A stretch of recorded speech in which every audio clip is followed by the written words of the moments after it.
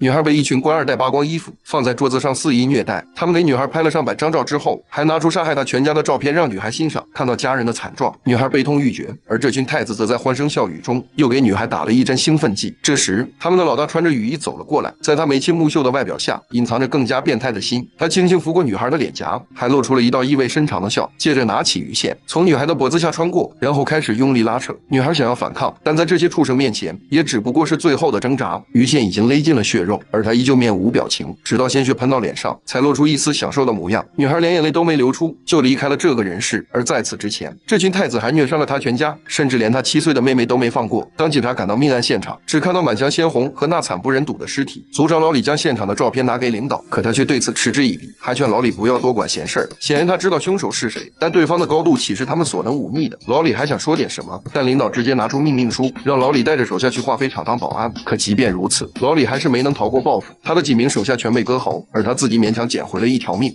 3年后，韩国警方在田地里发现一具女性尸体，而这已经是近期第9起命案了。那残忍的作案手法搞得全国女性人心惶惶，纷纷发出警方不作为的舆论。而调查本案的警长在巨大的压力下选择了自杀。为了稳住民心，领导不得已调回违规的老蔡，他办事雷厉风行，就没有他抓不到的罪犯，哪怕对方是太子爷，他也不放在眼里。老蔡将之前的所有证据全部推翻，重新展开调查。很快就从被害者家里的茄子上发现了他人的 DNA。与此同时，国安局对此案件也十分上心，他们一早就知道凶手是太子爷，但碍于他强大的身份，还有他仗着手中的朝鲜情报和美国人搭上了关系，所以一直没有动手。但现在听说警方已经掌握了证据，老朴赶紧开车前往太子爷住所，准备先将他带走。可这里已经围得水泄不通。老朴穿过人群，终于见到了太子爷，可他面对着多方势力，竟还能淡定自若地看书。老朴上前给他戴上手铐，就要带走他时，老蔡拿着紧急逮捕令，很是嚣张地从他手中抢走了人。老朴知道，一旦太子爷被警方定罪，他们一定会大肆宣扬，到那时整个国安局都得完蛋，所以他要阻止这一切的发生。审讯室里，老朴安排的律师拿出了太子爷的不在场证明，而茄子上的 DNA 证据也被推翻。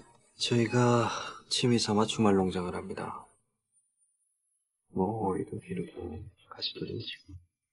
여기 가지 농사를 꽤 짓습니다. 지인들한테도 나눠주고 이웃도 주고 그걸 증거라고 몰아붙이시는 건 너무 오바시지. 面对这些说辞，老蔡没有过多言语，而太子爷则轻蔑地笑了。老蔡见状留下一句话： 네가 아직 날 잘 모르지. 그래. 그러고 실실 쪼갤 수 있을 때 실컷 쪼개놓.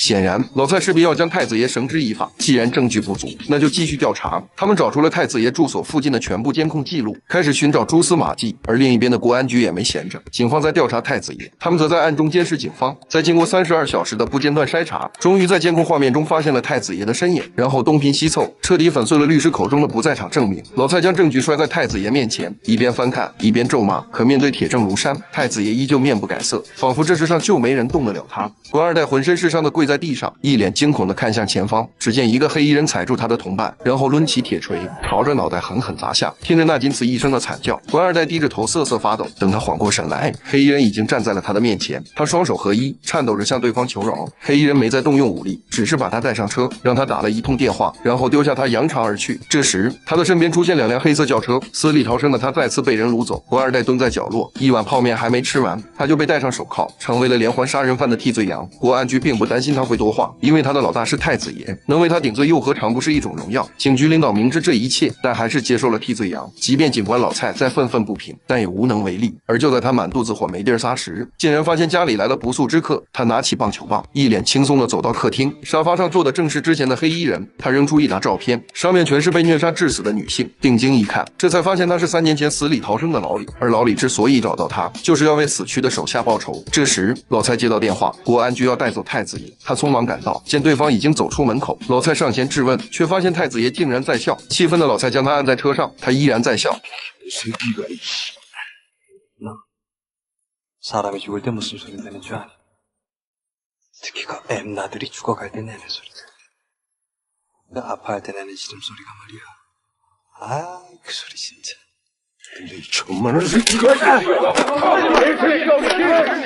要不是有人拦着，老蔡今天非得打死这个畜生。而也正是这个时间，国安局趁机带走了太子爷。更讽刺的是，媒体报道一个字也没提凶手，反而全把目光放在了打人警察身上。好在并没拍到更恶劣的照片，不然他这个领导也得跟着遭殃。可即便如此，他还是挺了老蔡的职。气急败坏的老蔡摔门而出。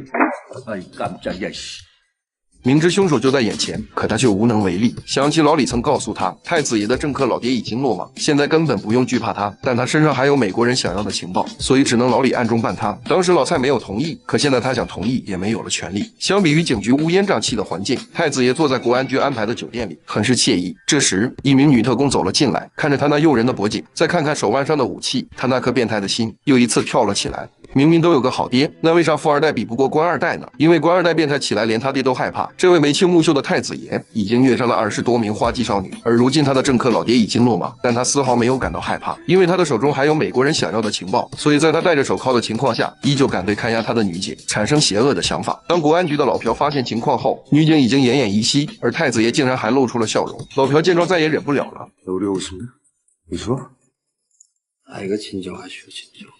这事谁能冷静得了？老朴将他摔倒之后，又抓起他的头发警告他，如果再敢放肆，定会让你吃枪子儿。谁知太子爷依旧嚣张。IP 때도 그저 재미 좀 봤을 뿐이요. 죽이진 않아서.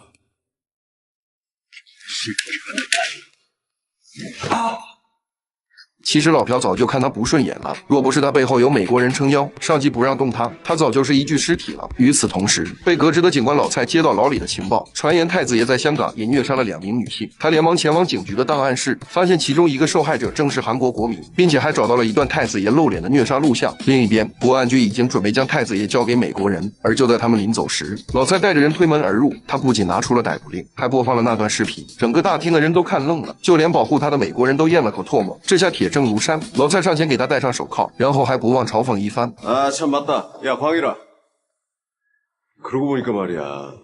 나 이제 알겠더라고.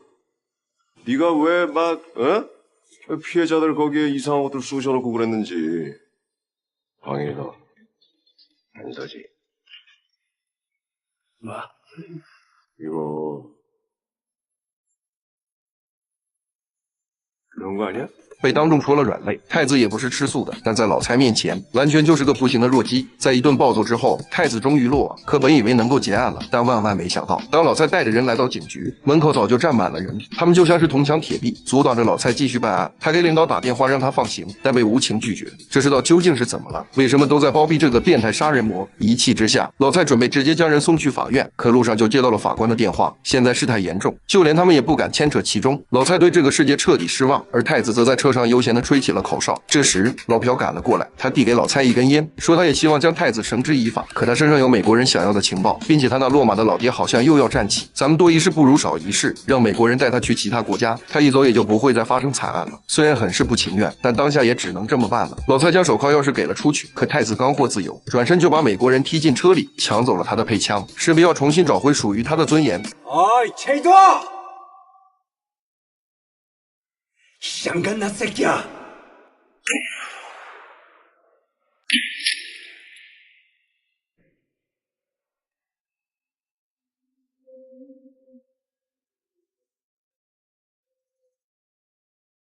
看着这个疯子被美国人带走，老朴忍无可忍，他开始追赶，油门越踩越深，眼神变得冷酷，枪也提前上了膛。可就在他要撞上时，却被旁边的汽车抢了先。那辆汽车加速后退，再次对着美国人的车撞了过去。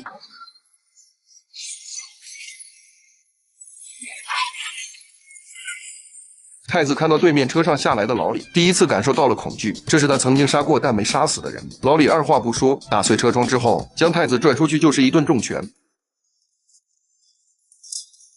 太子就像条死狗一样被老李拖到了车上，老朴举着手枪想要阻拦，可想到他的罪行，还是没有扣动扳机。最终，老李在美国人的谩骂中带着太子远去。沿海的一艘货船上，老李将太子交给了奉命押送他回国的人员。做完这些，老李将那些被害人的照片一一扔进海里。此刻，他的心终于得到一丝安慰。而就在这时，有2个人围了上来，而在他们身后，正是穿着貂皮大衣的太子爷。他拿着手枪，一脸戏谑地看着老李，还没等老李反应，他就被一枪爆头。原来，太子爷的老爹已经扶正，船上的的人都是提前安排好的。转眼几个月过去，身中数枪的老蔡依旧昏迷不醒。而老朴在得知太子没死后，他孤身一人找到太子的行踪，在解决掉多名手下后，终于在房间深处找到了太子。此时的他依旧带着招牌式微笑，但老朴不可能再给他机会，先是打断他的双腿，然后将手枪塞进嘴里，直接扣动了扳机。